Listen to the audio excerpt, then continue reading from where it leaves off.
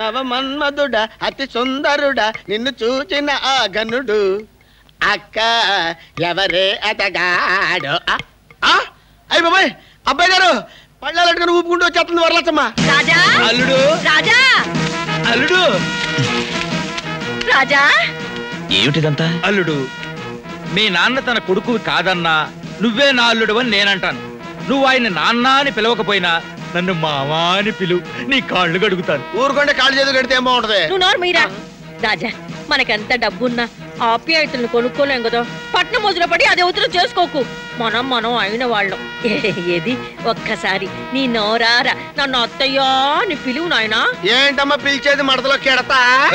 నీ ముంత కాసేపు మోస్తావా? ఆ మాట ఏదో తొందరగానే బాబు. నీ పెళ్లికి పెద్ద పెద్ద ఇత్తడి పళ్ళాలు చదివించేస్తాం. ఇత్తడి పళ్ళాలంటావేంటదినా? ఈ మొత్తప్పాలే గాని వెండి పళ్ళాలే చేయించవా ఏంటి? ఎలా ఉండేదాన్ని ఈ పళ్ళాలు మోసి మోసి సగం అయిపోయాను. అవును బాబు, ఏ ముహూర్తాన్ని పళ్ళాలంపడంలో ఇరుక్కున్నావో గాని ఈ ఊళ్ళో కుక్కలు కూడా లోకువైపోయావు. ఇన్నాళ్ళు ఎంటపడారు సూరుకునేవి ఇప్పుడు మీద పడి రెక్కెత్తున్నాయి. చాలా ఊరుకో. ఎవరైనా వింటే నిజం అనుకుని నవ్విపోతారు. ఏమిటండి అలా చూస్తారు? మనకి మనమే మధ్యవర్తలం. తాంబూలం అందుకుని బాబుకి ఇవ్వండి. అట్టాగే ఇవ్వే.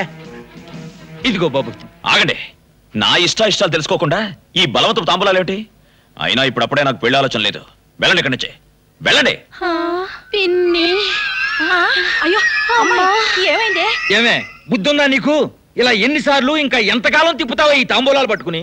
మే సచ్చి మమ్మల్ని కాటికీడ్చేదాకా. సర్లేమ్మా, మాకు సిగ్గుంది. ఇంకా ఎందుకు ఈ దరిద్రం? పదండి పోదాం.